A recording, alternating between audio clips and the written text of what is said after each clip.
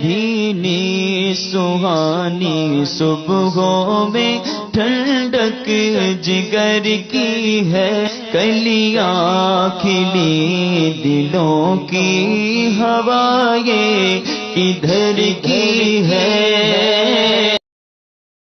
اب ایک کتاب ہے تازیہ داری کے تعلق سے، ایک صاحب نے لکھی ہے، کافی پرانی کتاب ہے وہ، عظمت تازیہ داری کے اندر بہت ساری اس کے اندر باتیں جو ہیں تازیہ داری کے تعلق سے اس کے جائز ہونے کی دلائل ہیں، حالانکہ بے موقع و محل وہ دلائل ہے۔ اس کے اندر شروع میں شعار اللہ کی دلائل کو تعزیہ بتایا گیا، اسی طرح اہل بیت کی محبت رکھنا واجب ہے، محبت، حالانکہ کوئی تعزیے بنانے کا اس سے کوئی تعلق نہیں ہے۔ کوئی بھی اگر تعزیے کو منع کرتا ہے تو وہ اہل بیت کی محبت کو منع نہیں کر رہا، ایصال ثواب کو منع نہیں کر رہا۔ اسی طرح اس میں اہل بیت سے حسد اور بغض رکھنے کی برائیاں گنوائی گئیں، وہ بھی اپنی جگہ پہ درست ہے۔ کوئی اگر تعزیے کو، خرافات کو منع کر رہا ہے جو مروجہ اس وقت رواج میں ہے، تو اس کا مطلب یہ نہیں کہ وہ اہل بیت کا حاسد ہے۔ اور اس کتاب کے اندر سب سے خاص چیز یہ ہے کہ ایک بزرگ شاہ عبدالعزیز رحمۃ اللہ تعالیٰ علیہ پر ایک جھوٹ بھی باندھا گیا ہے، اور آپ کتاب کی زیارت اس کو ایک دفعہ کر لیں، میں آپ کو دکھا دوں۔ یہ کتاب ہے، کتاب کا نام آپ دیکھ لیں، رائٹر کا نام آپ دیکھ لیں، اور اب میں آپ کو وہ صفحہ دکھاتا ہوں۔ اس کتاب کا صفحہ نمبر 180 ہے۔ یہ وہ صفحہ ہے، آپ اس کی عبارت کو پڑھیں جو انڈر لائن ہوئی ہوئی ہے۔ اس کے اندر صاف لکھا ہے کہ شاہ عبدالعزیز رحمۃ اللہ تعالی علیہ کے حوالے سے، فتاوی عزیزیہ کے حوالے سے، کہ انہوں نے فرمایا کہ نیاز وغیرہ جو تعزیے کے سامنے رکھ کر دلائے جائے، تعزیے پر جو نیاز ہوتی ہے وہ اس قسم کی وہ متبرک ہے، یعنی برکت والی نیاز ہے۔ اور بتایا گیا کہ شاہ عبدالعزیز رحمۃ اللہ تعالی علیہ نے ایسا فرمایا۔ یا شاہ عبدالعزیز رحمۃ اللہ تعالی علیہ بہت پرانے بزرگ ہیں، غالباً اعلیٰ حضرت سے بھی پہلے کے۔ اب جس کتاب کا حوالہ دیا گیا ایک دفعہ اس کتاب کو بھی دیکھ لیتے ہیں۔ میں آپ کو فتاوی عزیزیہ دکھا دیتا ہوں۔ یہ فتاوی عزیزیہ ہے انہی صاحب رحمۃ اللہ تعالی علیہ کی، جن کے بارے میں کہا گیا ہے کہ انہوں نے کہا ہے کہ تعزیے کے آگے نیاز اگر کرائی جائے تو وہ برکت والی ہو جاتی ہے۔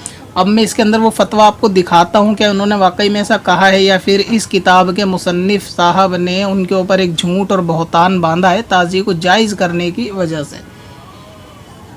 یہ دیکھیے اس کا یہ صفحہ اور یہ پیج ہے۔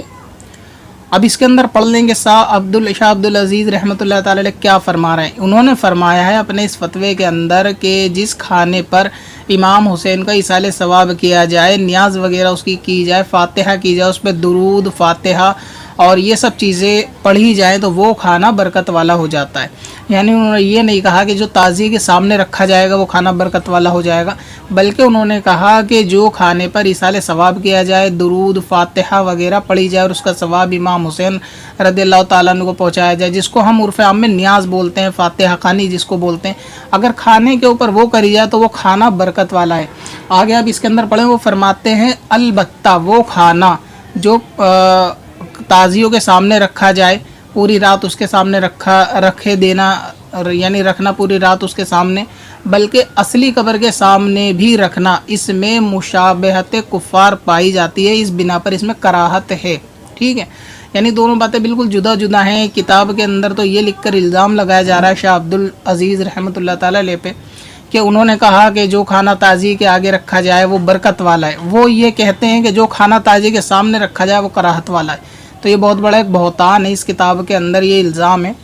اب یہ تو ان کے مصنف صاحب کو چاہیے کہ اس کی بالکل وضاحت کریں۔ فاتحہ کا کھانا برکت والا ہے، تعزیے کے آگے اگر کھانا رکھا جائے تو وہ کراہت والا ہے، برکت والا نہیں ہے۔ اور انہوں نے کہا کہ تعزیے کے سامنے کو انہوں نے برکت والا کہا ہے، جو کہ ایک بالکل جھوٹ ہے۔